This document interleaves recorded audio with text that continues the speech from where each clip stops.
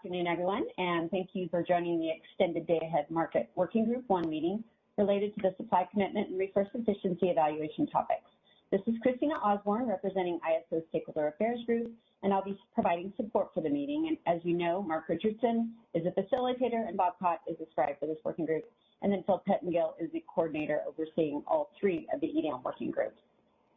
So for today's agenda, Bobby Olson from SRP will share the remainder of the examples related to confidence in EDAM transfers.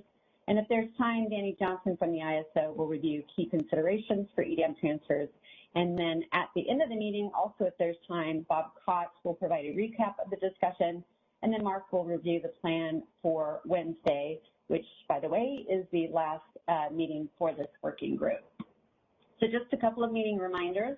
If you have questions at any time during the presentation, please raise your hand and Mark will call on you when it's your turn in the queue. And once your line has been unmuted, please start by stating your name and affiliation.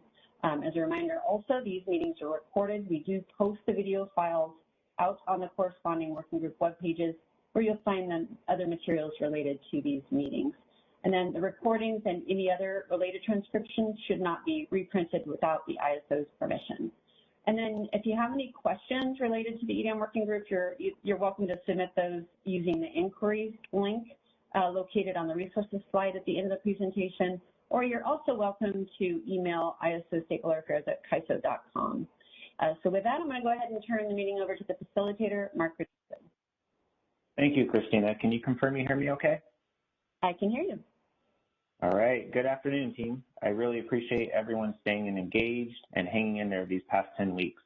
As Christina mentioned, after today, we only have 1 working group meeting left, and Christina will unfortunately be covering another call during that time for Wednesday. So I wanted to quickly thank Christina for all her hard work and help in organizing and putting these meetings together. It's definitely very much appreciated, Christina. So let's kind of dive in here. Last week, we shifted our focus to the confidence and priority of EDAM transfers, which, as we all know, is an extremely critical element pertaining to a successful EDAM design. The KAISO team presented an overview on this topic and posed a few very key elements for consideration in that discussion and the concept of transfer reliability.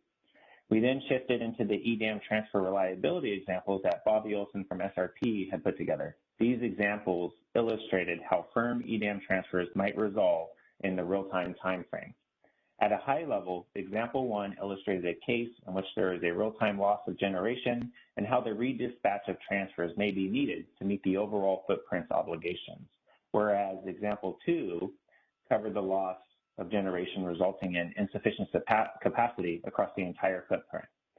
After discussion, I think we all agree there is a value in having examples and the need for more examples to help the group think through these various items. Thankfully, Bobby and his team agreed to put forward several more examples to help us conceptualize what level of confidence these transfers will end up having. After looking through the slide deck, I'm actually going to ask Bobby to focus on examples 6 and 7 today, as these examples, I believe, will help illustrate the root of the questions we need to answer as a group. The conversation on these 2 examples will naturally inform the other examples illustrated throughout the deck, and if time allows, we'll go back and walk through those. Again, I just want to emphasize we only have 2 working group sessions left, so I will be asking more parties to speak up today on these critical topics. So just a heads up, I will be calling on the various organizations to get their feedback and kind of where they're landing on the different topics. So with that, Bobby, do you mind taking over from here and walking us through example 6 that you put together first, and then we'll see where the conversation takes us. Certainly happy to, Mark. Appreciate it. Want to confirm that you can hear me at this time? Yep, loud and clear. Okay, so if we can actually go back 1 slide to slide 27, I just want to set up, as we've been listening to the conversation, appreciate the opportunity to come in and walk through examples, kind of work through this, because I think for SRP, and it seems like several others, it really is helpful to kind of start working through these.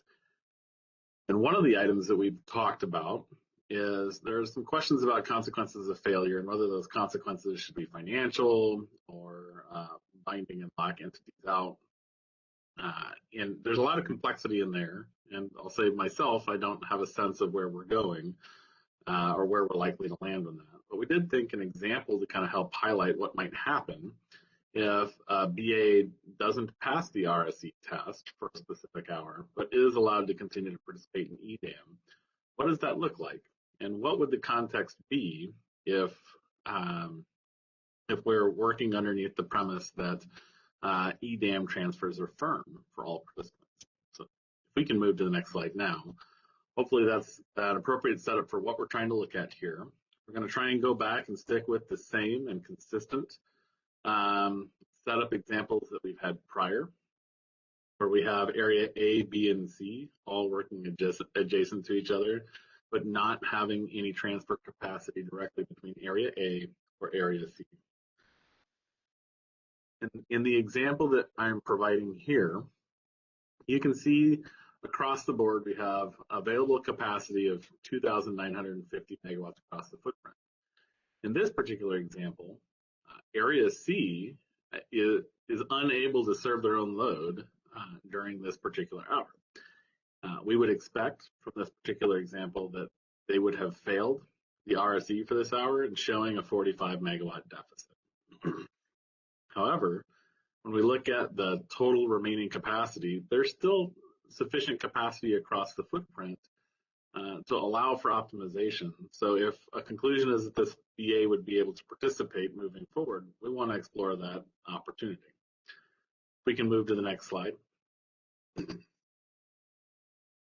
When the BA participates and EDAM optimizes, we see that EDAM would work to try and ensure that capacity moves from area A through area B over to area C to support the deficiency and actually wind up decommitting about 55 megawatts of resources in this example.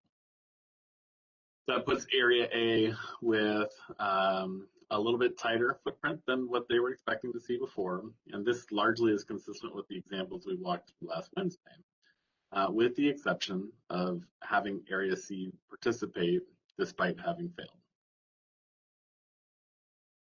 If we can move forward from an EDAM optimized perspective, move to the next slide. Once we've had the whole footprint optimized, we get into real time and we get right back to that same example we walked through before, where we lose a generator. And now, as a result of losing this 250 megawatt generator in area A, the entire footprint does not have sufficient capacity to serve the load. So, best way to summarize that, we see that available capacity for area A goes from 1,000 megawatts down to 750 megawatts as a result of the loss of that 250 megawatt generator. As you can see in the footprint summary column, there are 2,750 megawatts available to serve 2,775 megawatts. That does mean that we are deficient in the footprint, and we'll need to find a way for how we kind of work through this. If we can go back a slide.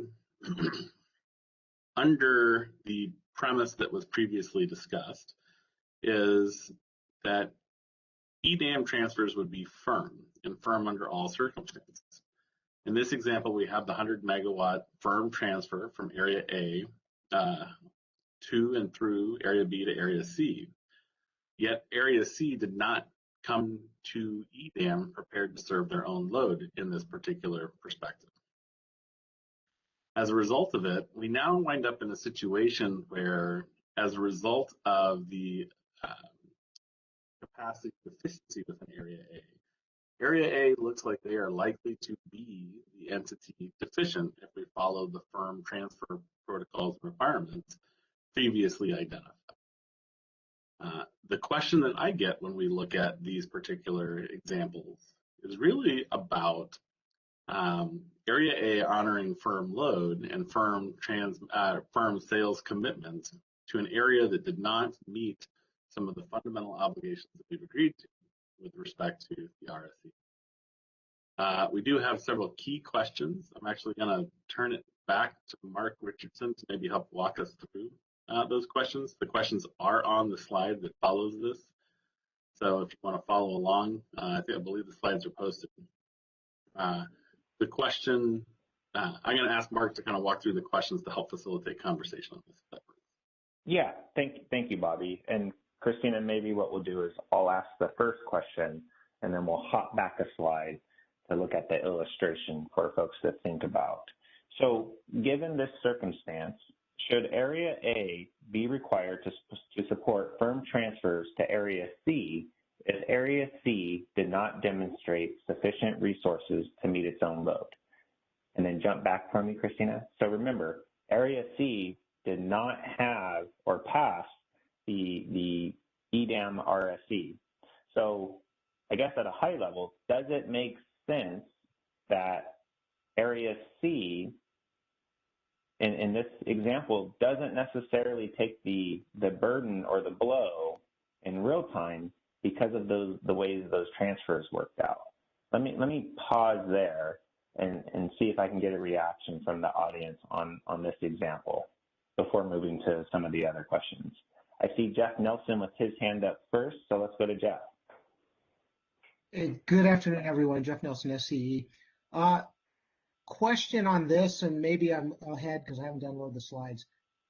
Where are the balancing authorities' reserves coming into play? Because right now we're doing all this, if I understand, just with energy transfers, and no one has touched their reserves. So they're right. And so their reserves is part of, if you look at line 2, Jeff, the day-ahead load in reserve is part of that 850 megawatt requirement, 930, and then 995. So what's the question we're asking? Should someone now dip into their reserves, or I don't understand how reserves fit into this dilemma. So, Jeff, this is Bobby. The way that I would kind of characterize it is there's a deficiency in the footprint in which not all entities are going to be able to serve both load and reserves. Right. And so then the real question in this particular case that we're trying to get to is who should carry the deficiency, whether it's a reserve deficiency or a load deficiency. That's up to that area to determine, but who should carry the deficiency in this particular example? Right. So should it be the failing entity that, and when I say failing, they did not pass the RSE, or in this example, because of the transfers in that day-ahead time frame, Area A was actually, they passed the RSE, they had a surplus of capacity, and due to those transfers and loss of generation in real time, they're now deficient. Yeah, I'm trying to figure out if people dip into their reserves, do we keep the lights on? Okay, so I'll just step back, but I'm really trying to figure out how the reserves play in. Sure. Because I think it's a very different question on who should dip into reserves versus who should curtail firm load, who should black out customers. I think it's a very different question. Can you help to elaborate on the distinction that you're making between the two, Jeff? Yeah, because dipping into reserves does not equal lights go out. It means you dipped into your reserves. And maybe I'm just not seeing the math. Maybe there's no way to keep the lights on in this example. In this particular example, it's unclear. So, right. Jeff, one of the things that you may not have some exposure to is for areas that have reliability obligations to maintain those reserves. And it's not clear from the example, I'll give you that, as to whether or not an entity is failing to meet contingent, excess contingent, imminent loss of load. Either way, it probably results in a reportable event to the oversight agency, WEC and NERC. So the real question is who's responsible for that? And if there's if it's a load shed event instead of just a reliability violation, does that change the perspective of that? Who wears that? Yeah, I mean, yeah. Yes, yeah. I'll stop. Yeah, I mean, if you just cut the transfer and force an area to get into the reserves, it seems like you're in the same place. So let me call on Danny Johnson from the ISO, see if he can help kind of clear up and frame this question up here. Thanks, Mark. So in thinking about this, I almost see two different problems. There's one case where this occurs between running the day-ahead market and the real-time market, and then the question is, if someone were to plan to utilize their reserves to serve load, what does that mean going into real-time, which I think is Jeff's question. In the more narrow scope of if this just occurs in the real-time market and not in that intraday period, my expectation is that an entity would use their reserves to serve load. I think in that hour, it's fine. The question then becomes what happens in the next hour's RSC to the extent that they're not able to replace those reserves and be NERC and WEC compliant. Hope that helps. No, that does, Danny. Thank you. Jeff, did you want to opine on that before moving on to Paul Wood, now that Danny kind of clarified? Yeah, because I've been toying with the idea of firmness, that we actually need different levels of firmness. And I think one of the firmness should be firm except for emergency. And if a balancing authority only has two choices, whether to cut an EDAM export or curtail its own load, I think that export should be on the table for curtailment. And I think the market should be designed where people know if there's firm except for emergencies, or it's firm no matter what. I really think we should be exploring different levels of firmness. Thank you, Jeff. Let me go to Paul Wood at Pacific Corp, and if you wouldn't mind weighing in on what Jeff just stated as well around different level of firmness, or if does it make sense to treat that EDAM transfer like native load? Thanks, Mark. Paul Wood at Pacific Corp. I guess from my perspective, when I'm listening to Bobby explain this example, my first thought is that Area C is the one that should be on the hook because they failed the advisory showing. They should have recognized that, hey, there's an hour that I'm not able to meet my requirements, so I need to go out into the bilat market and procure for that hour where I'm failing. They can't just right. So in Danny's the way thank you, Paul. And so the way Danny laid it out, right? So that first hour in real time. So let's say something happened intraday, right? That BA is working to procure those deficiencies, that loss of generation. So in that first hour, maybe it's reserves picking that 75 megawatt, I believe it was 75 megawatt loss up. But that second hour, and what I'm hearing you say is the failed entity out of the EDAM is the one that should be taking the hit on the 75 megawatts that are deficient across the entire footprint? Yeah. I mean, I guess, right. My first thinking is that Area C, you failed the advisory showing at 9 a.m., 10 a.m. comes, and you're deficient still. You're on the hook for that failure. And I'm sorry, real quick. Is that being on the hook for that failure, is it only up to what they were deficient by? Or, in this example, they were deficient by 55 megawatts, but due to real time, it looks like there was a total of 75 megawatt deficiency. So just to kind of... Right. I think Area C should be on the hook for the day ahead for the 55 megawatts. Okay, thank you. Then you get to real time, and in real time there's a loss of a generator. Whoever lost that generator, they should go out and try and procure in that bilat market as well to cover that deficiency if they can. Right. Okay. So regardless of the EDAM transfers, the Area A would still honor that EDAM transfer and, as normal reliability function, go out and do what they can to cure that deficiency as well. Yes. Okay, perfect. Thank you. I just wanted to make sure I was tracking with you. Did you have anything else to add, Paul, before I move on to the next caller? No. Thanks, Mark. Okay. No, thank you. I appreciate your opinion. Let's go to Stuart Kelly from LA. Thanks, Mark. Yeah, I think this particular example not only raises concerns about the level of firmness of transfers, but it also gets to whether an EDAM participant should be able to participate if they fail the RSE. I don't see under any scenario why customers in Area A should either have a reportable event or shed load just because of the bringing in the deficiencies of Area C. And I think this is really the edge case and stress system conditions that we need to be concerned about. And it really raises the question in my mind that should you fail the RSE, should you even be considering be it financial consequences or whatever, because the other component of this is maybe you keep the lights on but pay a heavy penalty in Area A when ultimately you were never deficient in the first place. So I appreciate the examples, but it raises a lot of concerns.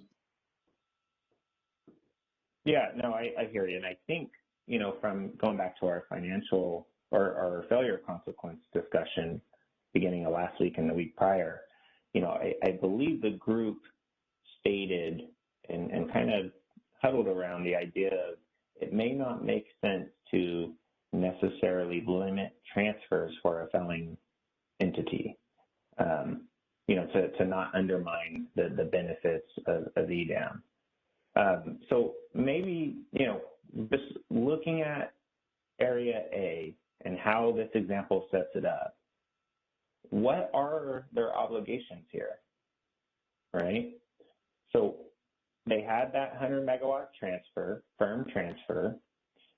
They had their own load and reserve obligations, and as a result of the generator, after that 100 megawatt transfer was already determined, between that EDAM time horizon and real-time time horizon, there was a loss of 250 megawatts in their area. I heard Scott lay out an idea of, curtailing a EDAM transfer may need to be on the table to the extent Area A is getting ready to shed load. And then I heard Paul Wood at Pacific Corp come out and say, Area A, do everything they can within their reliability preview to honor that 100 megawatt deficiency and try to make up on their own that loss of generation within their own BAA.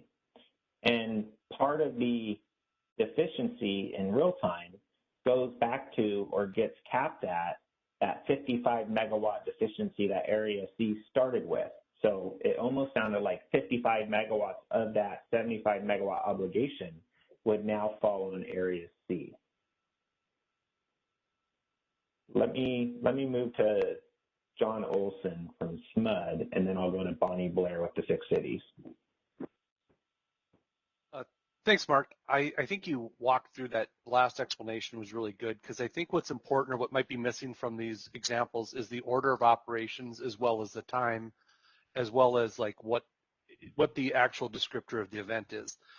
And so in my opinion, if you look at this, while we can discuss the finer points of Area C's issues, I think Area A is where the lost generation is, and they're getting some of that back in real time, but not all of that back in real time. So I think order of operations is important. Did this happen before RSE, before the EDAM RSE, before the EIM RSE, or right, depending on which point it is? And I think that will kind of help us narrow up out of this, because this is a complex example, and this is this is something that we would actually see, but getting it detailed on when this happened, I think would be useful. But I think your description helped me a lot. And I was just about to lower my hand when you called on me. Thanks. Okay, and if you don't mind, John, I kind of warned everyone in the beginning. What are your thoughts between those two different paths that I laid out, right? So this is for the EDAM RSE, everyone was sufficient with the exception of Area C. So from the EDAM RSE perspective, A and B passed, C failed by 55 megawatts, which also resulted in transfers between the different BAAs laid out there. Rolling into real time, there was a loss of generation and now area A is deficient by 75 megawatts. So going back to, does it make sense to, I shouldn't use the word make sense, apologies. One of the options is, or something that was thrown out there is, should a EDAM transfer be curtailable to the extent the hosting or source BAA is transferring megawatts out prior to setting firm load? Or does it make sense, or again, sorry, I don't use the word make sense here. For sake of argument, for area C, looking at the other example on the table, should 55 megawatts of obligation be transferred back to area C, right, where area A is only then looking deficient for 20 megawatts? Do you mind kind of giving me your thoughts on that? Sure. And I think somewhat the answer lies in what the market rule ends up being. So if I have a hard time getting past that EDAM transfers shouldn't be firm in nature, and I appreciate Jeff's context right up to that moment of they're firm until there's an event where someone's going to shed load, and then we kind of try to make that work. I want to like that conversation, that idea, but I'm not quite there yet. So in my mind is, if we're going to let a entity fail RSE but participate in the market, I think you have to extend them the same level of firmness that you would other entities, because what's missing here is that financial component of entity C not passing RSE. There's going to be a financial component or penalty. Right. I think it would be There's incentive kind of strange to cure. I think it would be kind of duplicitous to say, you're going to get hit with the penalty, and then we're going to cut your transfers, in real time because you weren't sufficient. So I wish I had a perfect answer to it, but my gut or my base case is EDAM transfers need to be firm. As we start getting really close to that conversation with Jeff, I'm open to rethinking that a little bit, but I think that would have to be extreme cases, and then it starts opening up the question is, if you are trying to, and everybody has their own RA regimes, can you actually count that as RA if it truly is something that could be pulled back? So that opens a couple of questions into that planning window for entities as well, probably for non-CAISO entities in particular. Is that helpful, Mark? Yeah. No, it is. I appreciate your thoughts on that. So I see Danny Johnson with his hand up from the ISO. Danny, did you want to add to the conversation before moving on to Bonnie? Yeah, thanks, Mark. So the same idea struck me about having two different tiers of EDAM transfers depending upon if they were based on a resource sufficient entity being resource sufficient or utilizing the EDAM to cure resource insufficiency seemed not ideal. I mean, to the extent that we can figure out how those curing transfers would be priced, I think it would be ideal to treat them all the same. The second thought that occurred to me is, this is kind of a simplified example, assuming area A is the one with the unit contingency. Just for example, what if this happens in area B? Like, is area B able to continue to claim the EDAM imports from area C, but then they have optionality on cutting the EDAM imports or exports to area A, at which point they become whole and they transfer their reliability problem to area A, even though they lost the generator? So I think all of this is avoided to the point that we can view these as a firm equivalent transfer. But once we stop, then just the idea of cutting an export, an EDAM export, I don't think captures the whole problem, because an entity could still be a net importer from the EDAM itself. And the idea of them then cutting exports and shifting problems elsewhere is not something I think that is ideal or would really be productive or would be part of a good market design. Thanks, Mark. No, thank you. Thank you, Danny. And before we talk about I'm going to call it the intermediary BA there, the one in between, I'd like to try to hammer out A first to make sure everyone's kind of on the same page and looking at this example for, what makes sense as far as priority and certainty. So looking at area A, and there's a loss of generation between day ahead and real time. So this is before WEIM kicks in, right? Before that real-time market horizon.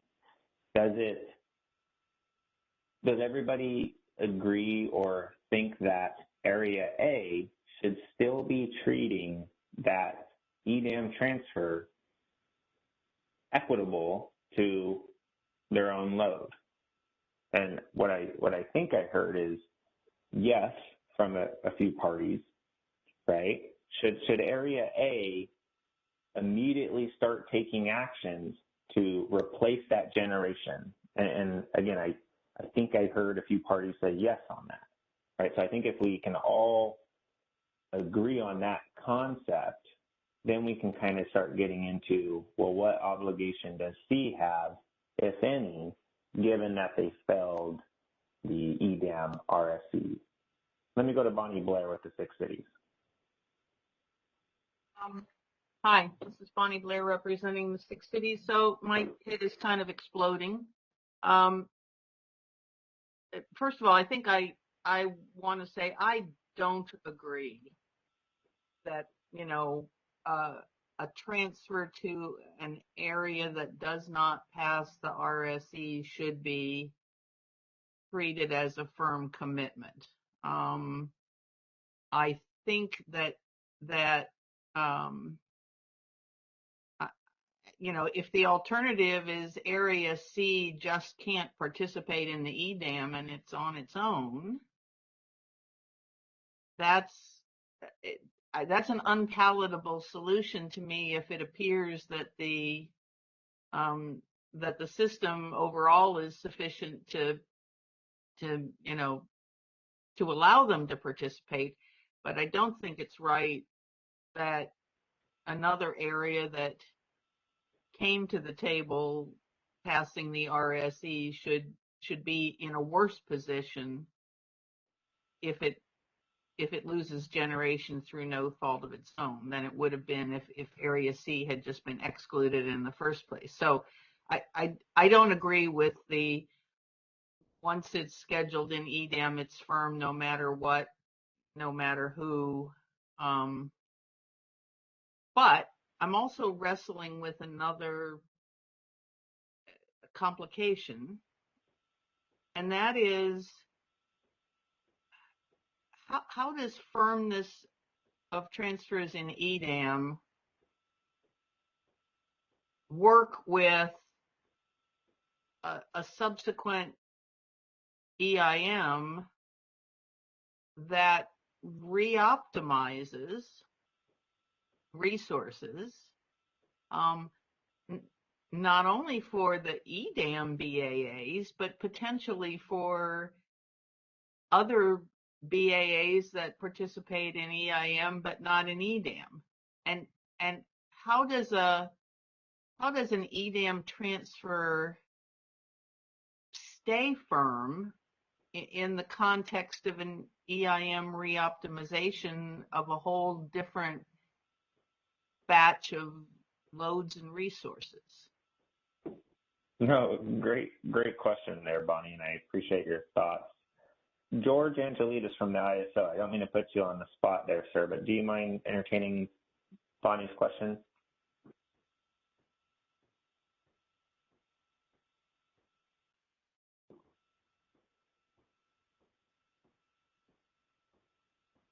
George, you may be muted on your side. If you can just unmute yourself. Yes, Mark, can you hear me? Yep, go ahead, George. Okay, well, what was the question? If you can repeat for me? Yeah, so to the extent there's a EDAM transfer scheduled in the EDAM time horizon, in real time, when everything's getting, reoptimized and things like that, how does the level of firmness, like how does, maybe walk through a hypothetical of how that EDAM transfer coming out of EDAM would roll into real time, and if that is re-economically dispatched, Yes. So what we have said here in this work group was that our perception of transfers and the underlying transmission capacity was that if it's made available in EDAM, with the exception of bucket 3, it is continuously made available through EIM, particularly because it gets to be used in day ahead, so you don't want to take it back. That would create problems. For bucket 3, we did recognize that any unused transmission capacity from the day-ahead market doesn't have to be made available in EIM. But for every other bucket, we said that it's going to be available. So these transfers that they are potentially scheduled optimally in EDAM, the underlying transmission capacity is still available in EIM, and they will be available to be reoptimized. So you have bids in the real-time market because of the real-time master obligation of all the capacity products that we're introducing in EDAM. So you will be able in EIM to reoptimize these transfers so that you can use those bids and perform economic displacement. So if there is any transmission capacity that is still available in the same direction where the transfers were scheduled in EDAM, that will still be available in EIM for further economic displacement if that is directed by the economics of the bids that are available real time. And of course, you'll be able to schedule less energy, essentially back off of the transfer from the day ahead in real time, which is similar to seeing it as scheduling a transfer in the opposite direction.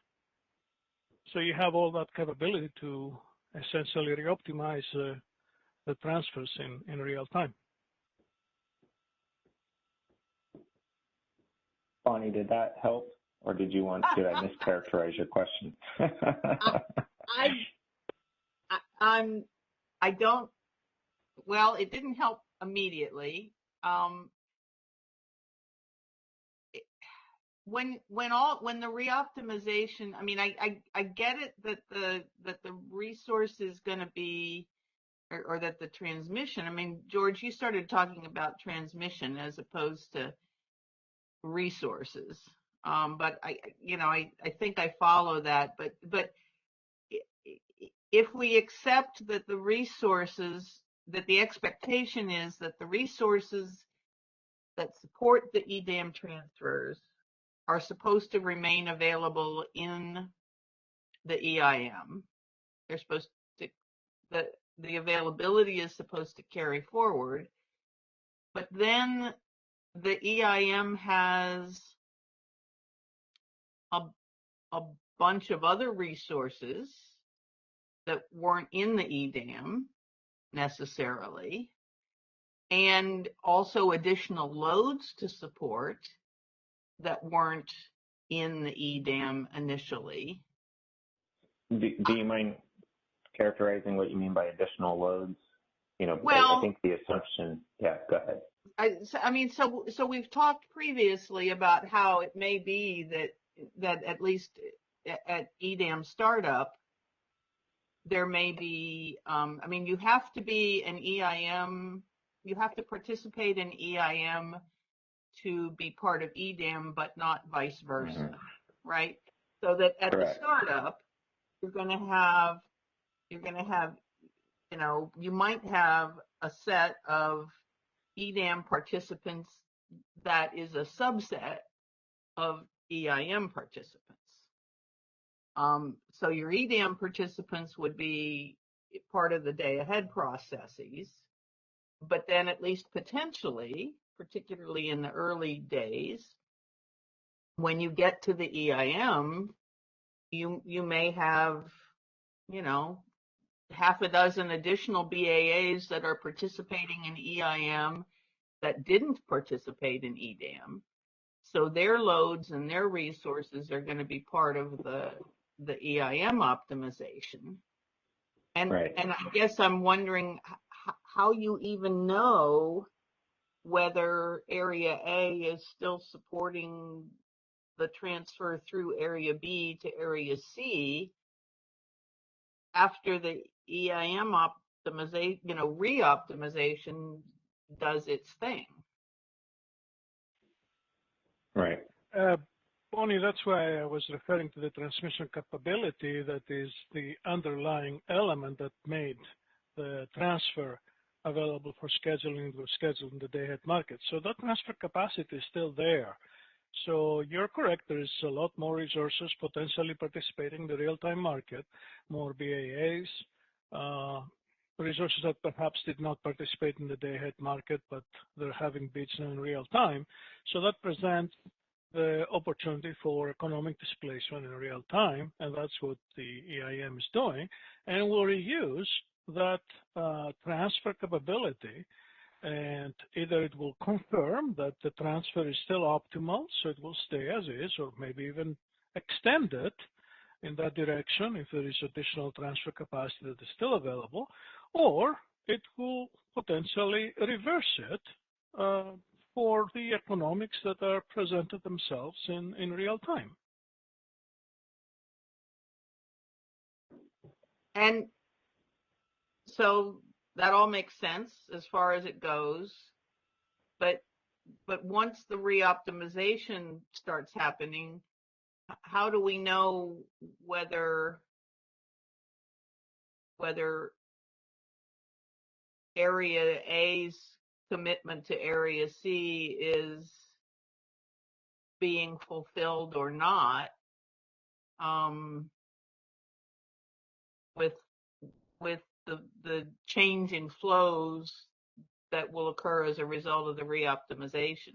Maybe change in flows is not right. Maybe it's change in schedules, but. Right.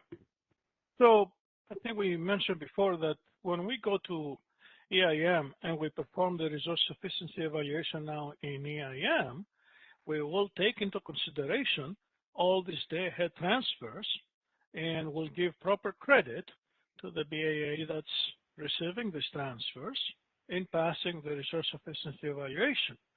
So the commitment is still there for the resource sufficiency evaluation in real time, but then when you run the market in real time, the commitment is not relevant any longer because now you're doing a full reoptimization of resources over the market footprint. So you'll have a different solution that reflects the economics as they are dictated by the bids that are available in the real-time market. Okay. Okay, so maybe the notion is that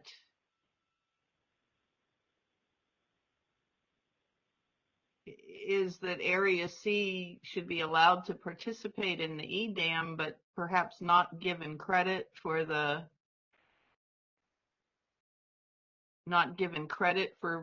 what it was deficient for in the EDAM RSE when it goes into the EIM RSE? No, that's not what I said. No, I didn't say you said it. Yeah. I'm saying that's my idea. Well, I mean, if Area C has already, let's say, satisfied the consequences of being short in the day-ahead market, whatever financial consequence we considered, like in this example, we say that even though it failed, it still receives some assistance, some transfers, right? So I assume there are some financial consequences. And Area C was burdened with these financial consequences. Now these are given, and in the resource efficiency evaluation, we should recognize the fact that those consequences have already been paid, and it should still be given credit for the day-ahead transfers that were scheduled in the day-ahead market. Yeah, George, is it, and maybe we're talking past one another, is it fair to state a 100 megawatt EDAM transfer, right, that was optimized and was spit out as a solution in real time doesn't necessarily mean there's going to be a 100 megawatt quote unquote export from A to C based on the Western EIM optimization itself, right? Maybe WEIM determines that it's only sufficient and economic to only send 30 megawatts. Yes, exactly. That's what I said by having these transfers being reoptimized. Yeah, Right. you will have a Right. different solution in real time. Right. And hopefully that helps, Bonnie. I mean, I like... think what it helps me to, I think I better understand how it'll work, but then it begins to sort of raise in my mind what exactly do we mean by the firmness of EDAM transfers? I think that's the question we're trying to answer as a group. That's the exact question, Bonnie, is looking at area A with that 100 megawatt transfer to see, coming out of day ahead, does that transfer have highest priority, similar to load or above load? I've heard a few different comments on this call heading into real time. Mark, I think we have a misunderstanding here. The way I explain it, and that's why I refer to the transmission, to the underlying transmission capacity that made the transfer available. This is supposed to be firm, meaning that it is still available in real time. So if we still need that transfer, that 100 megawatt transfer in real time, the underlying transmission capacity to support it is still there. It was not recalled. Right. That's what we meant. Up to the 100 megawatts. Actually, I wanted to go beyond that. If in the EDAM there was transmission capacity that was released at 120 megawatts and we only used 100, I would like to see the remaining 20 megawatts still being available in EIM. Once you make it available, why taking it back? Right? Okay. I see several comments from Stephen Pruitt in the chat. So Steve, I'm gonna call on you to see if maybe you can help this conversation along. I think it's a great conversation so far, all elements to think about, but I want to try to focus on A, and then we'll move to C with a insufficient or failing EDAM RSC entity. So I think you guys can hear me, right? This is Steve Pruitt from LA. Yep. Go ahead. Great. All right. Well, I haven't had a chance to thank you guys for these excellent examples so far. So thank you for that. To me, it looks like this EDAM transfers should be firm and they should be able to be honored by the participating entities. That is why we would carry reserves. When you say firm, describe that for me, please. So that means the flow in your example between A, B, and C and back to A should be allowed to happen with firm transfers because Area A is the one who suffered the contingency and already accepted responsibility for the 100 megawatt EDAM sale, just like it would a bilateral sale. So it has to make sure it covers those contingencies. So, and that's why it carries reserves. So if it loses something, it's great that the EIM can assist, but I don't see that the EIM should be responsible for having to cover that complete loss. That is why Area A has reserves, and then they will go and replace those reserves in the given time they have. So I don't see a huge issue with this unless the amount of EDAM sales exceed the entity's most severe single contingency, which then would change. That could change, but I don't see that. A lot of single contingencies are much larger than the transfers, but that's just the only caveat. Okay. Let's go to Alva.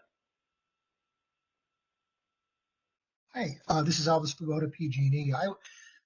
I would really wanted to sort of just embellish on Bonnie's idea, because I think Bonnie's idea, I don't really agree with. George was presupposing that the penalty that was going to be imposed for failing the EDAM RSC somehow could capture all of this cost, and that basically Area C would have paid for all of the, at least an expected value for all of the consequences of being deficient. And it's clear that this is a very expensive event that we're talking about here that would be very difficult to price in. Now, I think it would make more sense to think of Area C's failure as causing essentially a risk premium in the EDAM itself, but treating the deficiency as something that does carry over into the EIM, so that essentially Area C has to make that up in the EIM. I don't think it remedies this entire situation, but it would certainly mean that that you would go into prior to the contingency with a better picture of sufficiency for all the areas. No, okay, so you're focusing on Area C with a deficient right, EDAM entity. And in that context, then Area A would have the same obligations it would have under any circumstances. There'll be no change to its obligations, sort of to what the previous caller was saying. Its failure is not affected by where that energy happened to go. I mean, it could have gone to somebody who passed their RSC. Okay. So I don't think that's because they assumed those obligations out of EDAM. Right, and so okay. There's no change on the Area A side, but I think there does need to be consideration of how Area C should be treated in this case, and I don't think you can sort of say, well, we're going to put enough of a premium on that now whatever they buy out of the market is going to be firm, when they're actually causing a risk that is not properly, has not been properly internalized by the market, in my opinion. Right. Okay. So we will definitely cover what happens with Area C and how that rolls to real time. I made a note of that. So great point, Alva. I like Bonnie's idea, though. I think it was a good one. Thank you. Yep. And I appreciate your thoughts on Area A, assuming that obligation heading into real time based on that EDAM transfer, going back to the level of firmness. That's right. All right, let's go to Jeff Nelson. Thanks again. I want to just focus on Area A in the day-ahead time frame, okay? Because, boy, there's a lot of moving pieces. I just want to focus on Area A in the day-ahead time frame. And my question goes, what RSC did it actually pass? And what if Area A came just in perfectly balanced to meet its load, its flexibility requirements, all that stuff, and it passed the RSC with like nothing, no skin left. It was perfectly balanced. Mm-hmm. Is it even allowed? Go on. No, go ahead. Go ahead. So the question is it even allowed to do a 100 megawatt transfer? It doesn't. And if it is allowed, doesn't the Area A now have to carry additional, if it's going to be firm, doesn't Area A have to carry additional reserves to back that up?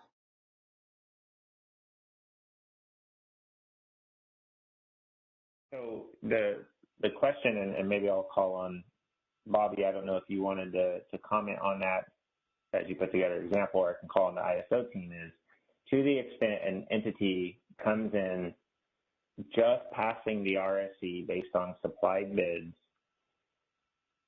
would there be a transfer in place? Would that entity have a 100 megawatt transfer? And, to the extent there was a transfer, I don't see how they would have passed RSC to begin with. But let me go to Danny Johnson at the ISO. So I want to just make sure I get the sequence straight, because I may have sequence wrong. My understanding of the proposal is you do an RSC test before you run the EDAM day-ahead market. Is that correct? Correct. Right. So the RSC test does not know there's a 100 megawatt transfer there, in my hypothetical. Correct. That's going to happen. Correct. Okay, so how does it have anything to give? How can the transfer even happen? So I would think that would be based on economics, but I want, me as a facilitator, I would like a subject matter expert to weigh in. Danny? Thanks, Mark. So if I'm following the question right, Jeff, you're asking how in the EDAM context can Area A have a 100 megawatt EDM transfer out. Yeah.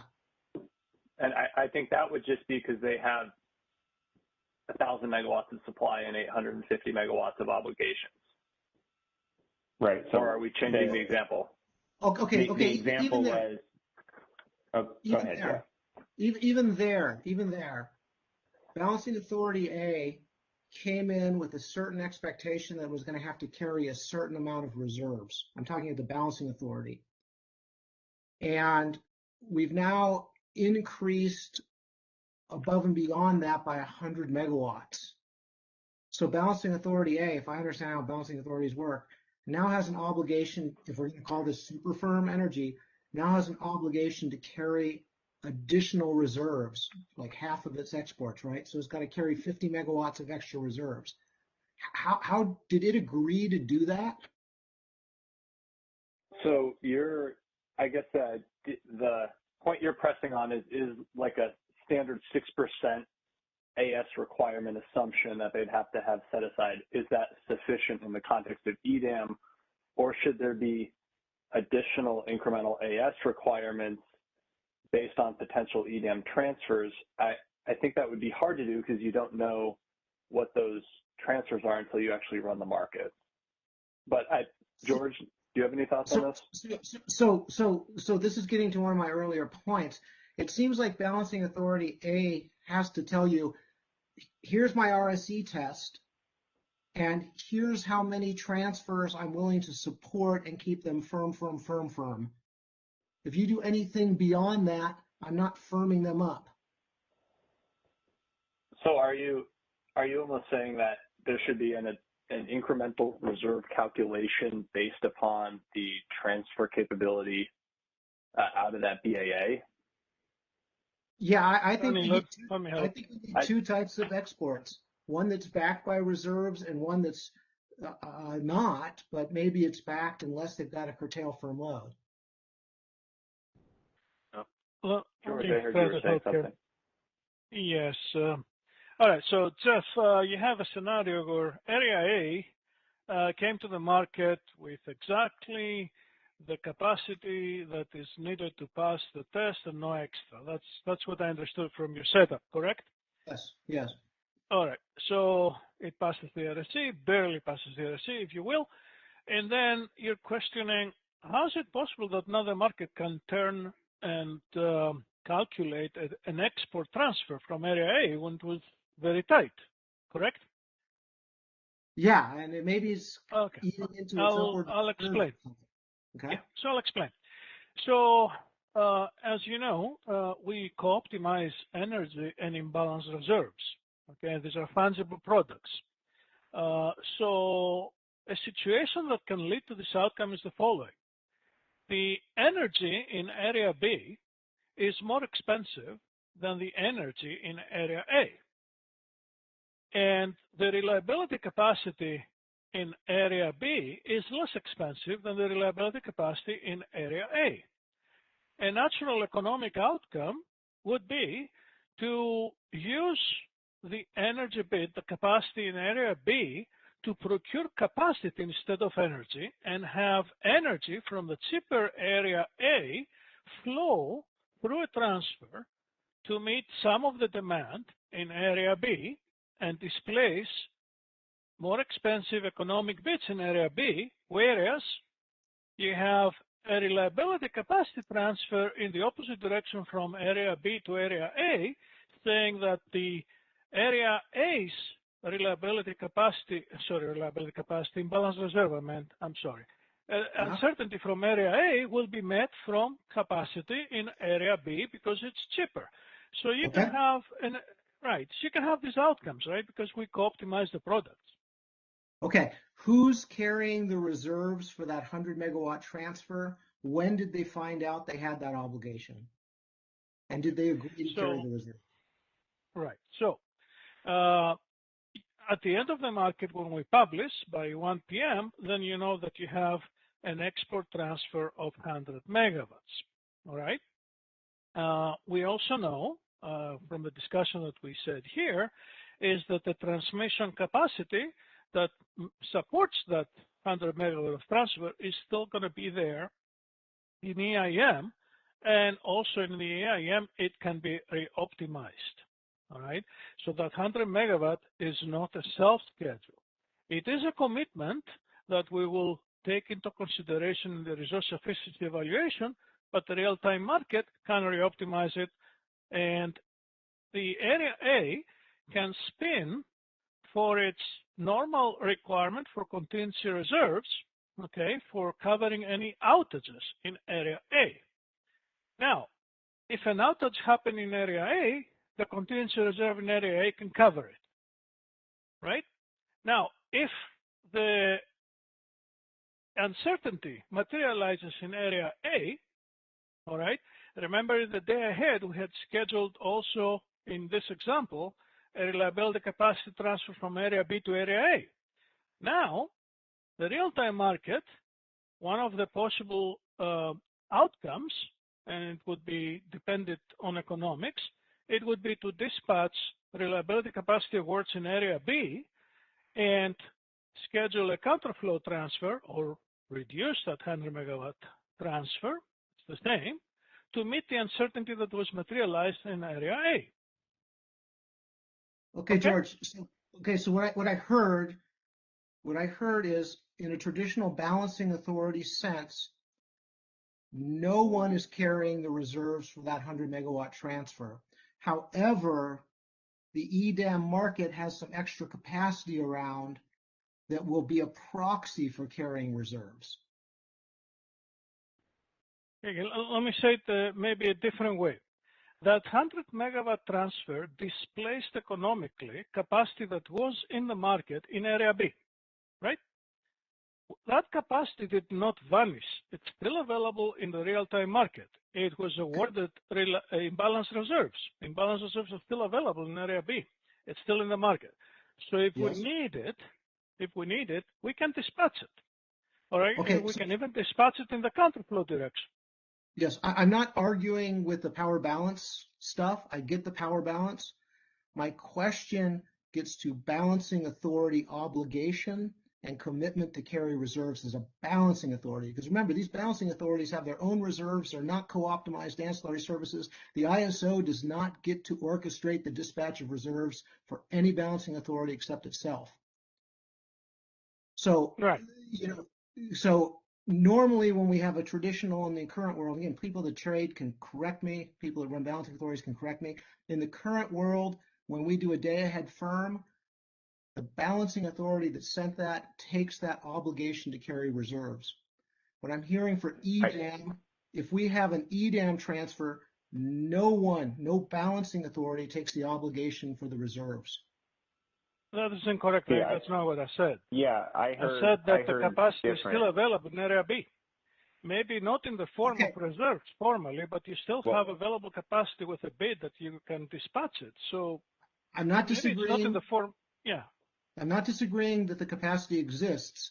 I'm focusing on which balancing authority, as a balancing authority and its obligations, has the obligation of owning and declaring and carrying those reserves. And I'm hearing none.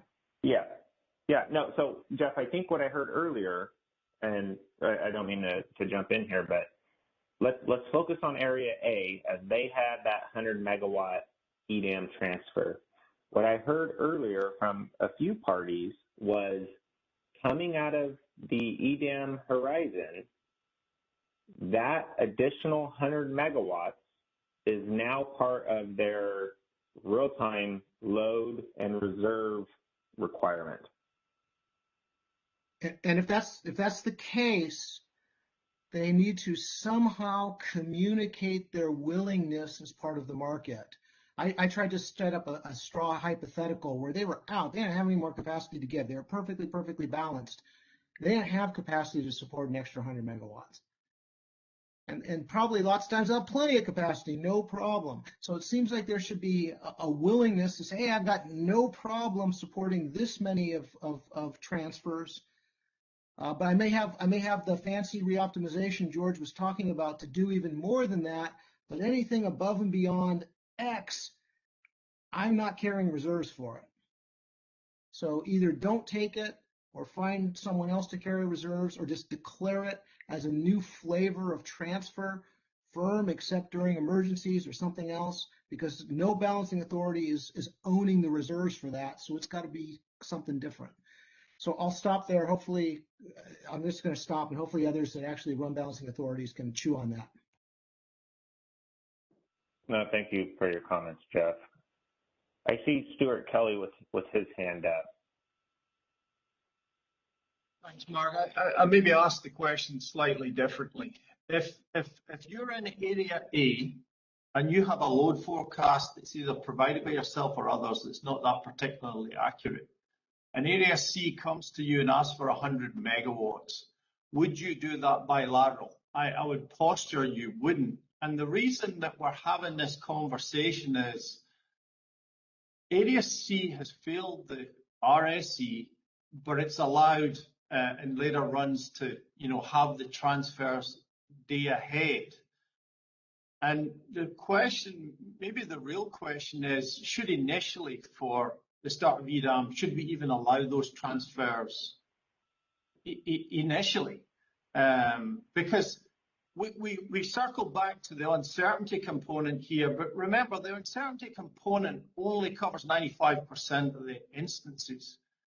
So I think that's the market obviously is very binary. You've got to be, there is a transfer, you've got to be able to rely on that transfer, but it doesn't operate particularly well under extreme system conditions unless everything has been fully thought through. Yeah, so Stuart, you mentioned Area A or C. Let me ask you, do you believe that the 100 megawatt transfer coming out of Area A heading into real time is now the responsibility of Area A to carry those reserves, and prior to curtailing an export, those reserves are being deployed? If it presupposes all other concerns are covered, yes. Okay.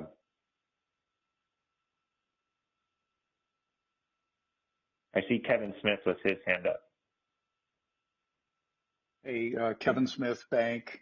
First of all, my head's spinning right now, so I apologize. I had some thoughts, but on that, I mean, kind of the fundamental concept we came up with initially, and I think it's all subject to question, and I know Jeff is raising some interesting and provocative thoughts on this, but the assumption is that once you go through the day-ahead process, I mean, Area A comes expecting to be able to serve that export. Now, things can happen, but in the common practice, I know at least in the bank balancing authority, and it's my understanding in most balancing authorities, is they're going to wear that risk, and they're not going to cut an export just out of good utility practice, because the idea is you don't propagate system emergencies to an adjacent BA. And so it seems as a, and again, subject to maybe there's some thinking out there that we're not entertaining, like as Jeff's indicating, are there certain periods or triggers that would maybe create a different obligation? But it seems like we have to be able to rely on these EDAM transfers because, and I guess I'm talking myself out as I speak. I mean, under certain system conditions, you may be decommitting resources and you may not be able to bring them back online because you relied on a market dispatch. And that's what you're banking on, that is a firm commitment coming out of the day ahead. And so, that was the initial thinking. I'm guessing in certain circumstances, it's unlikely you're going to be decommitting anything, but there are instances that occur that are not maybe high peaks, but just, significant outages or other things that would affect, the topology or your ability to meet a schedule, or, that can arise without really a lot of forethought. But I do think that this principle, we've really got to get a hold of it And, you know, if we're moving into a RUC, for example, and resources get committed in bank or SMUD, which is SMUD's part of bank, you know, that's no longer available to SMUD to dispatch for its own load. And so this is a complex issue, but it seems that we have to be able to rely on these transfers. And it was my assumption, and this may be incorrect, but I was kind of looking at this similar to how we deal with non-RA exports.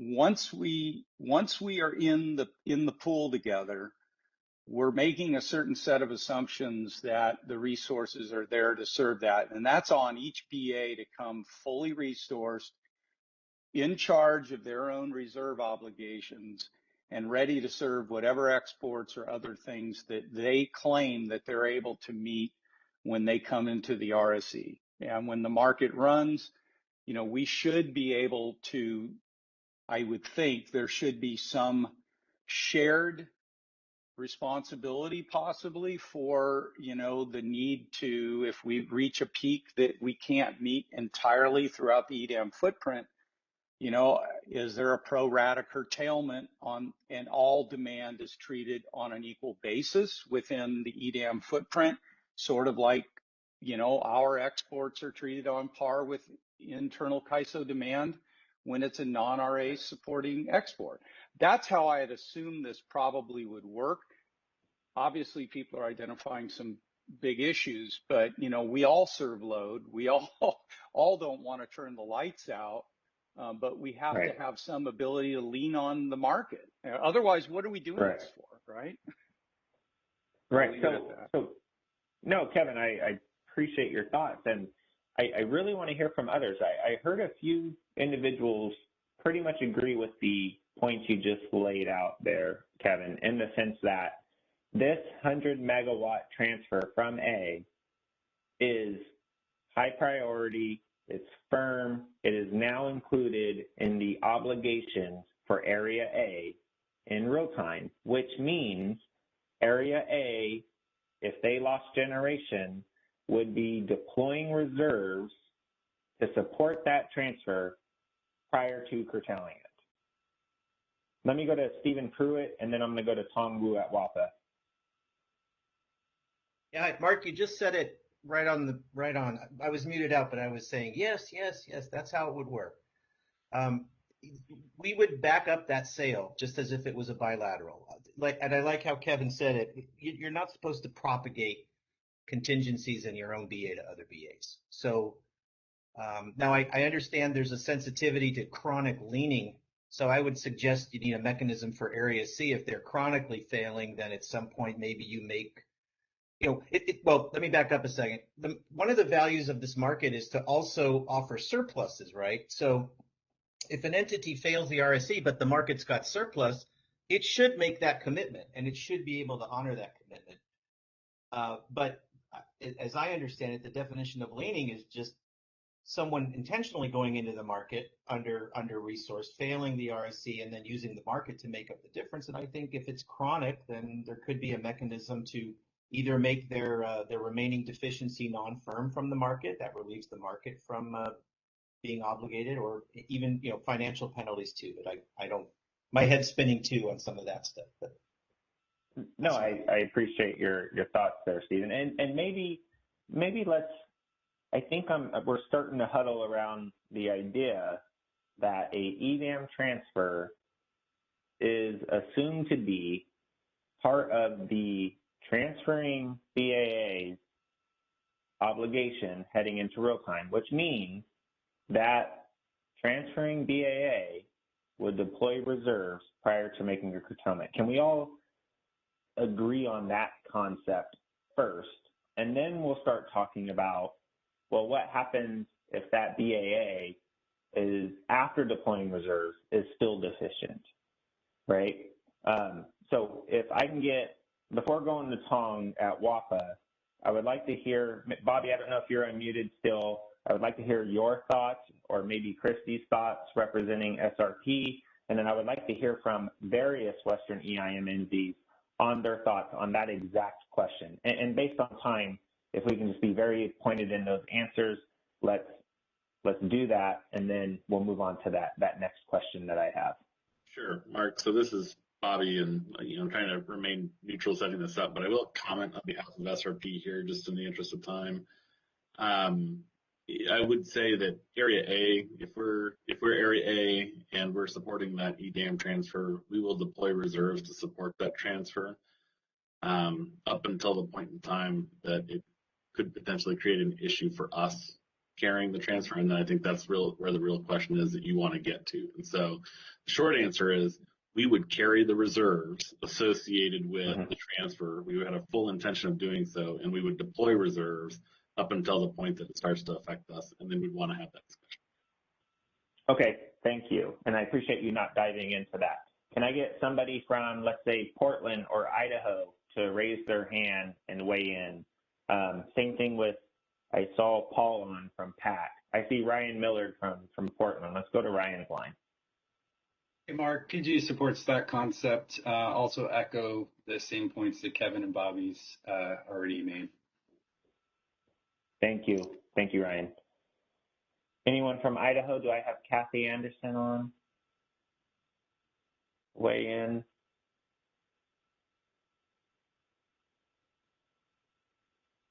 I don't believe I do. Paul Wood from PAC, are you willing to comment on that first question?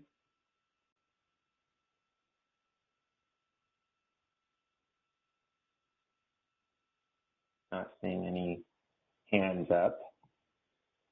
All right. How about Nevada? Do I have representation from Nevada or APS?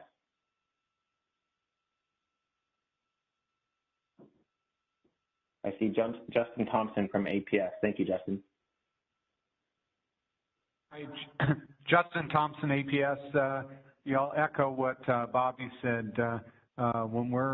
When we're making a firm sale or a firm transfer, we carry the reserves for that, and we'll deploy those reserves to keep that transfer going. Historically, we've done that all the way up to we don't cut firm sales. We maintain those and all the way up to shedding our own load first. It's kind of our practice. All right. Thank you. I appreciate your comments. I saw Lindsay at Nevada with her hand up. Let me go to Lindsay, and then I'm going to ask some California parties, maybe Alva or Jeff, willing to comment on that first question. Hi, I just wanted to echo, what others were saying. This is Lindsay from. Thank you, Lindsay. I appreciate that. All right, Alva or Jeff, are you willing to comment? Does it make sense? And I see Jeff Nelson with his hand up. Let's go to Jeff's line.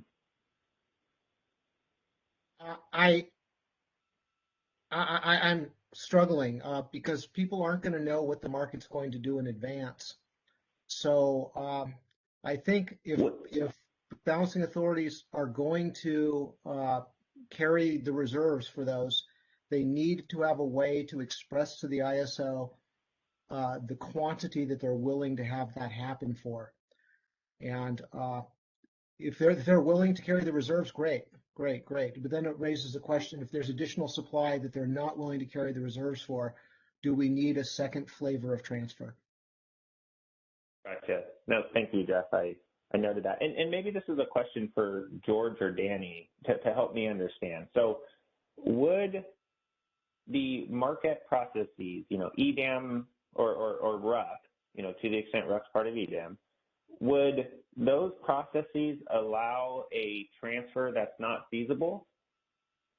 Kind of going back to Jeff's point, if Area A isn't comfortable with, okay, so I heard no. You can have infeasible transfers because we enforce all the constraints in the market. So you would not be able to have a transfer that is not supported by the scheduling limit that is declared, which says how much transmission capacity is available in transfer, all the network constraints that we enforce, and all the resource constraints that reflect unit commitment constraints, ramp constraints. So it's consistent with all of that. So the transfer that is cleared the market, it's feasible. So is it fair to say area A, so regardless of the area, whatever transfer results from EDAM, that area would feasibly be able to carry those reserves? If the transfer clears the market, of course, yes. Okay, and so Jeff, I hope that helps clarify from a feasibility standpoint. I hear your point where, there may be a need for EDAM entities to provide how many megawatts of a transfer they're comfortable supporting. But from a feasibility standpoint, I just heard George say that the market would only award what's feasible. Tong, I appreciate you being patient. Let me go to your line, and then I'm going to run back through the same list of participants that answered the first question to answer that difficult next question. Let's go to Tong Wu's line. This is Tong Wu from WAPA. I want to offer another perspective, and maybe this will start another round of discussion. I agree with a lot of people who are saying that the 100 megawatt schedule needs to be firm because you need a predictability. Between the day ahead and real time, you need to know that you can count on that 100. Otherwise, why do you do this? What benefit would it provide if it's not firm? But obviously, Area A has to provide reserve. If you have firm export, you have to provide reserve. But I want to offer another perspective. From Area B point of view, before Area B knows this 100 megawatt is coming. Tom. Yes. Tom, before I want to make sure we land on Area A first before we move to these other areas. Area B is move around. Yeah, just let me finish this. You will see that this is important. Okay. My point is that Area B is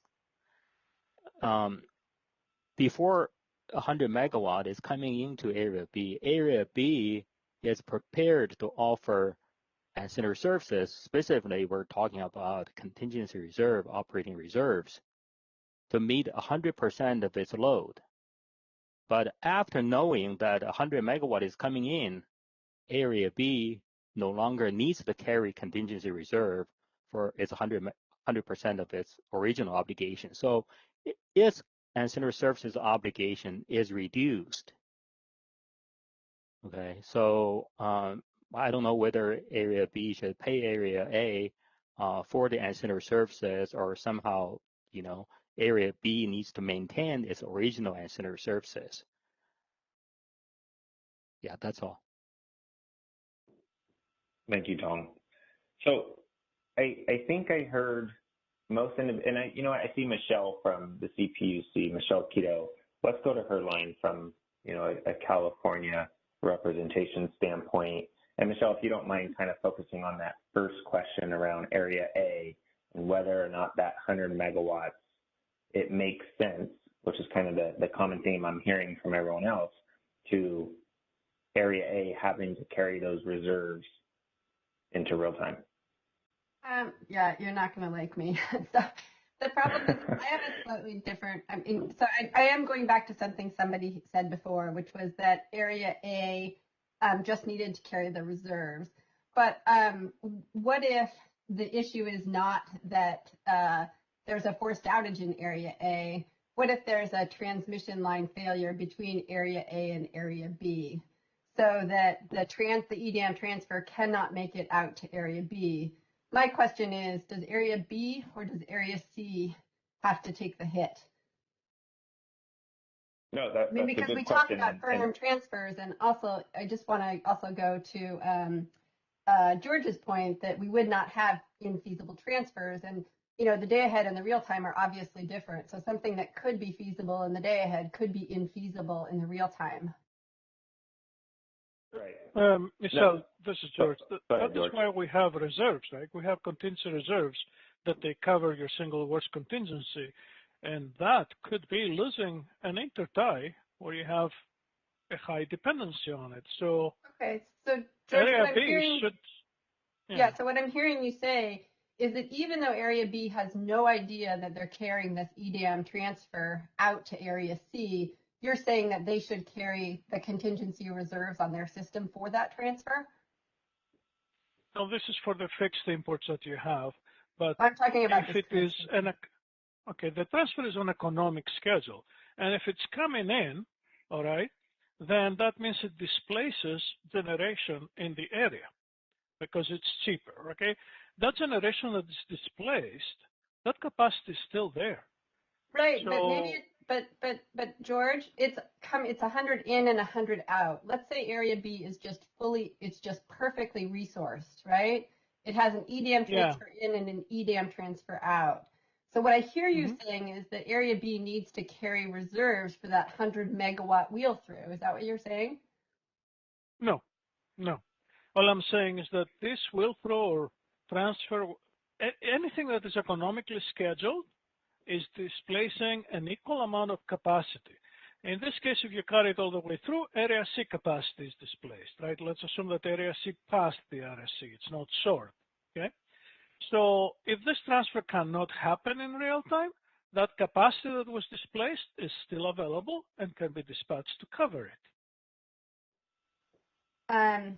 Okay, well, I'll have to go through the math, but that's one of my concerns. The second issue is that all other areas that are sort of voluntarily part of the EDAM, they can only offer the resources to cover their load and resources. So let's say you have an EDAM entity and their peak load is 40,000, but their load for tomorrow is 30,000, and let's say there's not reserves or anything. They only have to show 30,000 megawatts of resources. So to the extent that there's a failure, they can cover it, right? Or maybe they hold back a certain amount from the EDAM just to deal with these things. I note that CAISO doesn't have that policy or of holding anything back. So it's possible that under, fairly stressed system conditions where CAISO's footprint will always be on that edge because everything is offered to the market where other EDAM entities don't need to do that. Do you see that issue at all? I'm not sure I fully comprehend the example. So I think the example Michelle laid out where, let's say there's, 44,000 megawatts of capacity within an area C, and their particular load on that day getting bid in is 30,000 megawatts. In order to pass the RFC, they would only have to bid in enough generation to meet those needs. And I guess my initial reaction to that then is, wouldn't they be missing out on the benefits of EDAM, of a larger footprint then? I would imagine that people are doing a benefit cost calculation, right? They're saying, I would imagine balancing authorities are fairly conservative. So they're saying, I might have to cut. That's why EIM is kind of attractive, right? Is that you could hold out for the day ahead and then you could provide the energy in the real time, right? So there's no reason for you not to bid it into the real time, but you could hold it back from the day ahead because you're concerned about these particular issues that we're noting right here. There's a certain number of failures that occur, transmission lines that go down, but CAISO's system doesn't do that. So I see that as sort of a systematic difference. Like CAISO itself is not only bidding the resources that cover its load, it's bidding all of the resources. So I just have one additional question that I think I still haven't sort of struggled, I haven't gotten my head around, and that is, what if EDAM are facilitated by intertie transactions? So Area B has EDAM transfers to Area C as a result of intertie transactions. Does that make sort of a non-firm sale at the intertie into a firm export out of its system? So the transfer is not a self-schedule, it's an economic schedule. Right. And it's an economic bid at the tie that facilitates an EDAM transfer from B to C. This is precisely the issue that we're dealing with in EIM, but I'm bringing it into the EDAM space. So the issue in the EIM space is that hourly HASP transactions support exports, right? And then those exports... Doesn't matter. It doesn't matter what supports the export. It's economically scheduled, which means that there was capacity for it to happen. Right. But what if as a flow-through entity, what if the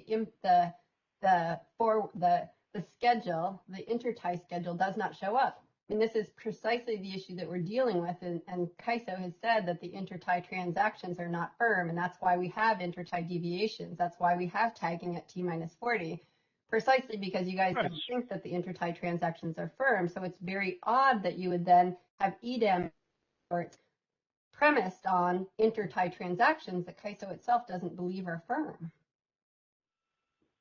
Well, you answered your own question. The answer is that we should have the appropriate level of penalty in the declined instruction to incent against this situation. Right, but then if that's the case, why are we doing T-40? Because Michelle, I'm gonna Mark, real quick, I'll put this a little bit. I do think this is a different situation than the EIM RSC, Michelle, and it's just based on time. In the EIM RSC, there's no other way to claw back those transfers, like George is saying. Or let me take a step back. In the EIM RSC, those clear halves, they feed into RTPD6, and then that's what gets used in the EIM. Here, that doesn't occur. Here, the EDAM DAA would have had to have sufficient internal capacity to even pass the RFC to then be able to export out and participate fully in EDAM. So I think the situation you're talking is much more narrow, and it's do intertie transfers displace capacity that was shown for the purpose of passing the RFC and then create this scenario? Absolutely, Danny. Kind of what you're... Yeah, so imagine that you have... And my answer would be that CAISO has sufficient capacity in this case because it passed the RFC. Right, but imagine that the intertie transaction, let's say you have 1,000 megawatts of an economically bid at $45 a kWh or whatever, megawatt hour. So as a result, Area C takes that economic transfer, and let's say that they shut off their resources because resources that aren't picked up for an energy or imbalance reserve no longer have a real-time must-offer obligation. So they shut off 1,000 megawatts. Now let's say that those imports don't show up. Does Area B carry those? And does it have to, just because they're EDAM to EDAM transfers? So your concern is more narrow than in that those resources wouldn't have a real-time must-offer obligation to also be present in real time. Yeah, if you have, I mean, what we have is economic displacements at the ties all the time, right? Mm-hmm. Okay, so I guess if I'm understanding this correctly, your concern would be a intertie bid displaces a long start resource that wouldn't be able to be started up and be online at time. No. So let me stop you there. The real-time market actually commences. No, let me stop you there because if you don't get a real-time, if you don't get a day-ahead award, it's my understanding that you don't have a real-time must-offer obligation. Now, they could, start them up, or I guess you could direct another balancing authority to start it up, or they would do it on their own. But yeah, I guess maybe it's focused on long start units. So yeah, I can see that. So yeah, a long start unit gets displaced by a intertie transaction. Area B carries an EDAM export. Area C gets an EDAM import. The import into Area B doesn't show up. What happens? I guess if I'm following this, you're worried about the BAA who's receiving the import being on the hook for a speculative import, essentially. But I think this is something we can think about, but we are allowing lots of different types of imports and WSPP schedules to be shown, and I think there is got to be some agreement on what is the level of comfort on what should be counted for purposes of the RSC, and then eventually what should be used to clear the market. Yeah, but I guess the question is... Hey, Michelle. Okay. Michelle, I'm sorry. Just with the time, you're bringing up points that definitely, need some thinking from the internal ISO staff, and maybe we'll address those at a later date. But for Area A, so I heard CPUC, I heard Jeff's point on the obligations of that 100 megawatt transfer coming out of day ahead. I heard many parties state Area A would be on the hook for those obligations. Now, what happens, kind of going back to that second question that Bobby laid out there, what happens in real time to the extent all the reserves have been deployed from Area A to support that 100 megawatt transfer after they lose capacity within their own area, and they are still deficient? That's really the targeted question there, is who bears in this example, the 75 megawatt deficiency from Area A. Remove the fact that a different area did not meet the EDAM RSE. What makes sense from a treatment standpoint? Does Area A then shed its load prior to curtailing that 100 megawatt export? What level of priority should that have, Mark, that transfer? Yeah, go ahead, Mark, I'm George. sorry. This is not a correct question to ask. Why would any load be cut? I mean, there is capacity in Area B that can counter on that 100 megawatt transfer from the day ahead and serve whatever happened to Area A. No load would need to be cut. You said from B and C? From B and C, yeah. I mean, you have these transfers which are essentially displacing, all right? They're displacing capacity, which is in the market, and that capacity can be dispatched in real time. You can have a reversal on those transfers. I don't understand the notion of something that happens in Area A, and we dispatch contingency reserves in Area A, and we're running out of contingency reserves. I don't understand. Area A generation is fully covered by contingency reserves. The largest contingency is covered, all right? Right. And that 100 megawatt can always be reversed in real time. So Area A is only in trouble if something happens in Area A that is beyond the single largest contingency and needs energy. And if that happens, there's still capacity in Area B and C to bring it over. No load will be cut unless we're talking about the perfect storm scenario that we're running out of all reserves that we planned for, all the uncertainty, and the uncertainty materializes beyond this 97.5 percentile all across the entire market footprint. Right. If this is the perfect storm scenario we're talking about, then okay, let's talk about that. But we have to be cognizant that this is the perfect storm scenario. You're right, George, and I apologize if I didn't contextualize it that way. This is the perfect storm scenario that I think we need to talk about as a group, right? I think everything is happy when there's enough capacity inside the entire market footprint, and I think generally everyone sees that.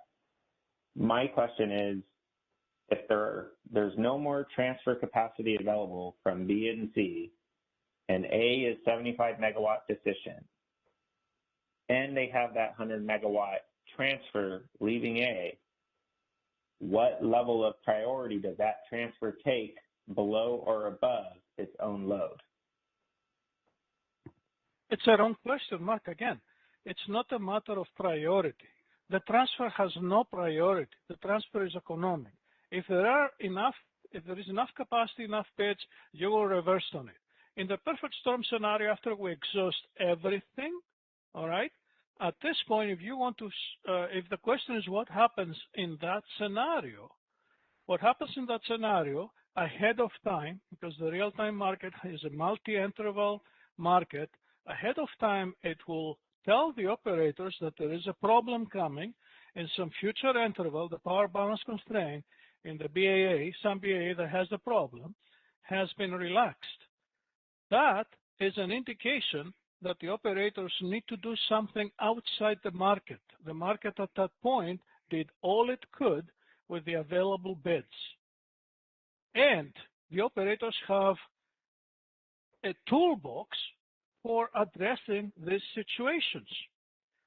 You have emergency assist programs.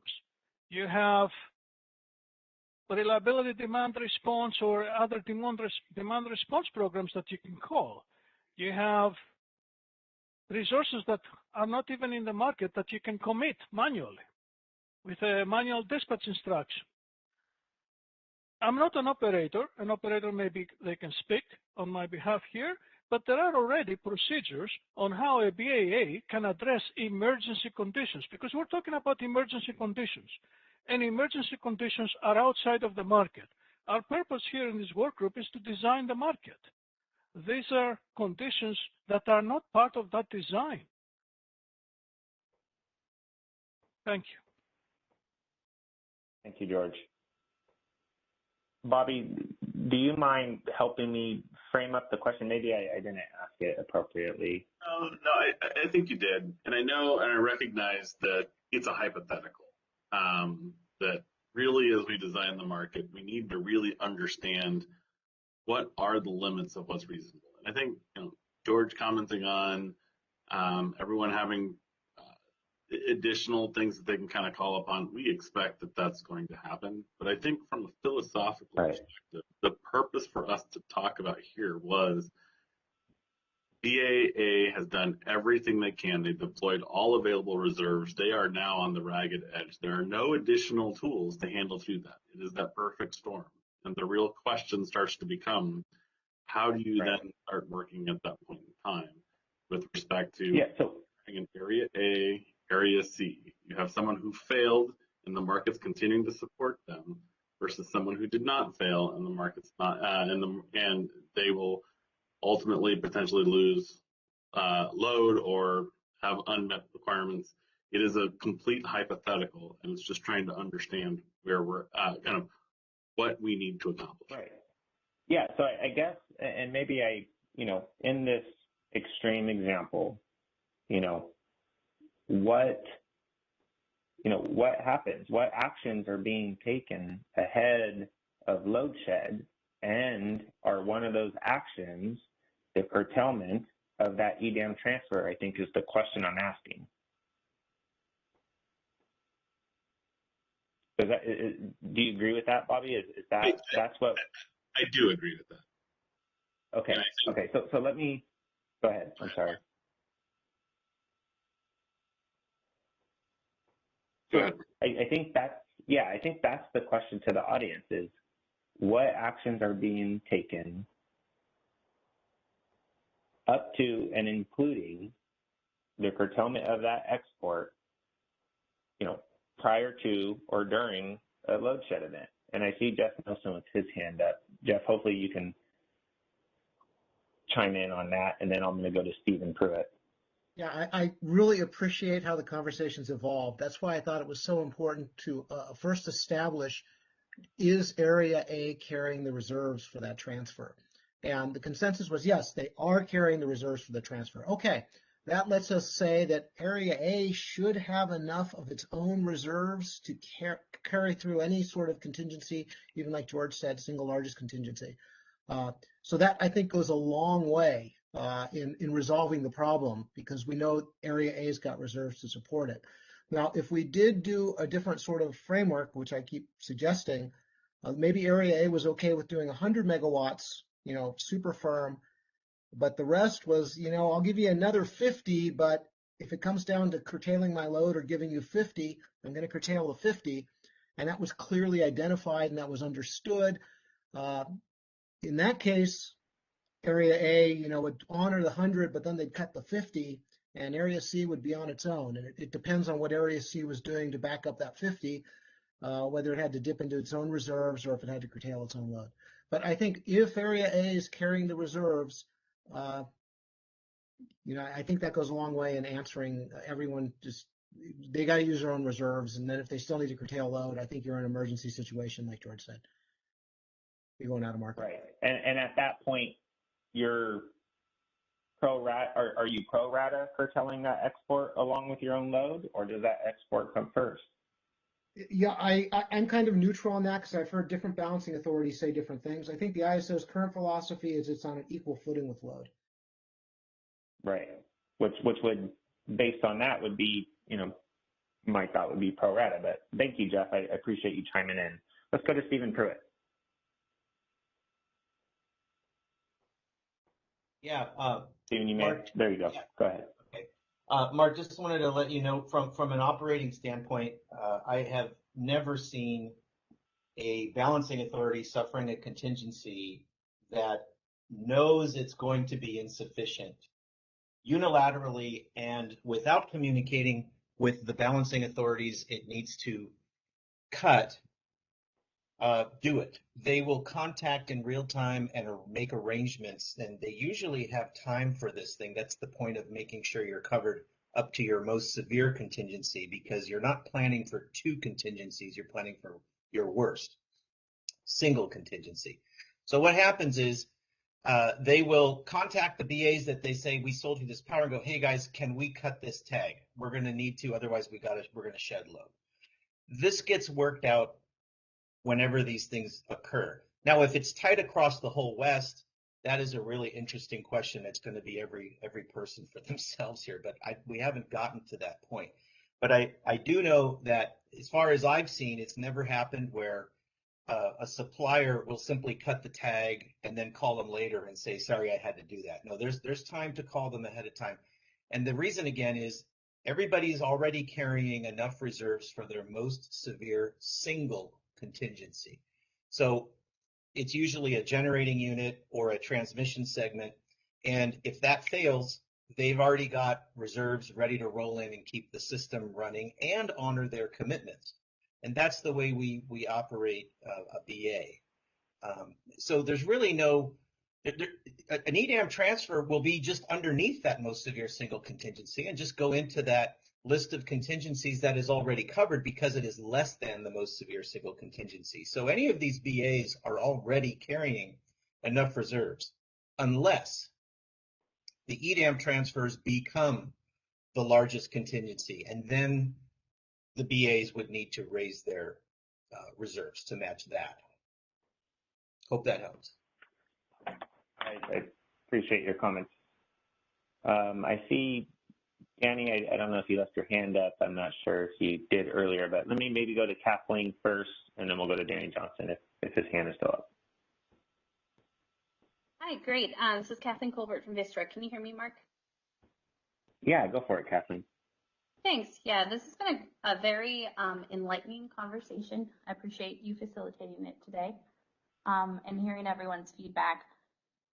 You know, this is something that Vistra has thought about a lot of different scenarios and kind of some of the edge cases of EDAM if it were to be implemented. For those who don't know, I just wanted to share that we put forward a proposal for kind of overarching EDAM design, including transmission scheduling priorities and transmission curtailment priorities that build off of well-recognized transmission loading relief procedures. That was presented on January 18th in the transmission working group, and I'm happy to talk with Bobby and others who are kind of interested in this topic and see if that might help Jeff and others, Jeff, Bobby, everyone interested. But it really does address this, and we proposed to some extent, it needed to be iterated upon, of course, but we proposed a priority level for EDAM transfers that was the equivalent of secondary network service. And we also broached a similar question that Jeff is raising today on whether or not that should be the starting point, and then we should discuss what types of transfers maybe would have equivalent treatment to firm uses, and as well including the primary network service equivalent. I'm happy to make myself available to others if they'd like to hear more about that. Thanks. Thank you, Kathleen. I appreciate your engagement. I see Danny's hand is still up. Let me go to Danny. Thanks, Mark. So I was going to, I guess, respond to Steve. I think from what you said, I think it really agrees with what George and I have been trying to stress, is that there should be reserves through carrying for your MSSC for the vast majority of cases. Where I see this as being a problem, and where I want to try to frame this, is what happens the hour after. If this happens in real time and those reserves are deployed and all needs and demand and energy obligations are able to be met that hour, what happens in the next hour to the extent that those reserves can't be replaced and the day-ahead market didn't schedule them to be replaced? Are there opportunities for the larger footprint to maybe help cover those reserves so that the entity who deployed their reserves to address this concern isn't short going into the following hour?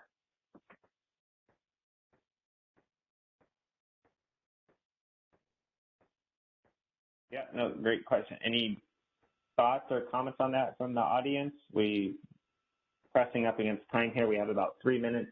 I see Stephen with his hand up. Go ahead, Stephen. Yeah, that's a great question. And that's, you may have heard the term replacement reserves. And that is another layer of reserves that BAs carry.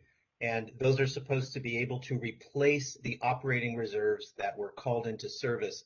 And there is a 60-minute time frame for those to be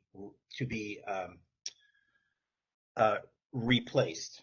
So it's entities, I believe, and some of the more operational guys can correct me, I don't think it's required. There aren't nearly as many requirements around replacement reserves, so I don't know if all entities carry them or how much, but I do know that they are there. So if the operating reserves are called into service, there are replacement reserves ready to pop in, and I think the definition of replacement reserve is within 60 minutes. Yeah, I can confirm that's the definition. It's replacing those within 60 minutes. Yeah, so there's already like replacements for those operating reserves ready to go. Are you kind of inferring that then that those should be already accounted for in the AS showing that each entity is making? No, I don't believe they should be. I mean, everybody plans for a one single contingency, not a double. Now that would be going beyond what everybody does traditionally right now, which might be overly burdensome. I'm not saying it's not a good idea. I'm just saying, especially on tight days.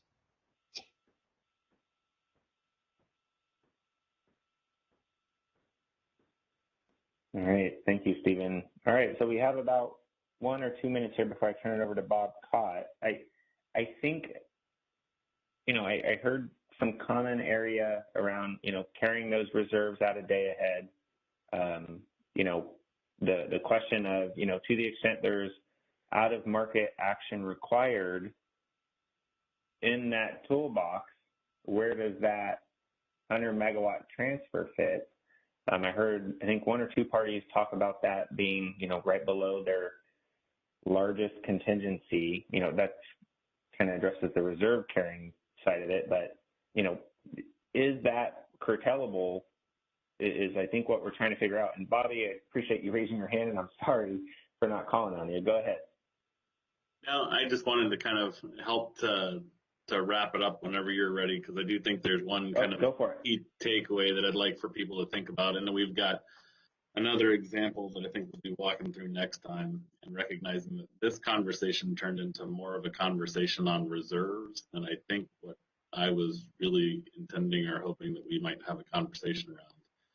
I think it's good if we all kind of step back to a higher level to think about what ultimately the consequences are if you start to reach those limits, and what the implied incentives are regarding fundamental leaning if entities have no physical consequences for failing RSC, and what some of the implications might be for whether or not the market can fully solve continuously long-term, even in these extreme cases, and how we kind of work through principles and philosophy through that. Yeah, Bobby, do you want to kind of tee up example 7? And I know we've posted the presentation already, and we only addressed one of the key questions from example 6, but maybe pose the question.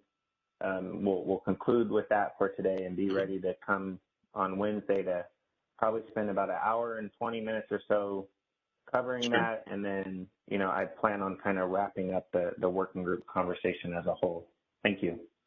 Yeah, no, happy to do so. So the next example we're going to get into as we get into Wednesday, really going to ask people to kind of suspend the discussion regarding reserves as we get into this, and really just trying to think about the philosophy that we're trying to kind of prompt. We're going to start talking about what happens when you clearly have 2 BAs that are short, and how we might work to prioritize load priorities between the balancing areas. Are they equal? Is one priority relative to the other? What are the incentives and consequences that arise from firmness of transfers, non-firmness of transfers, willingness to cut, and really kind of talk through ultimately trying to build consensus around priority of load relative to each other.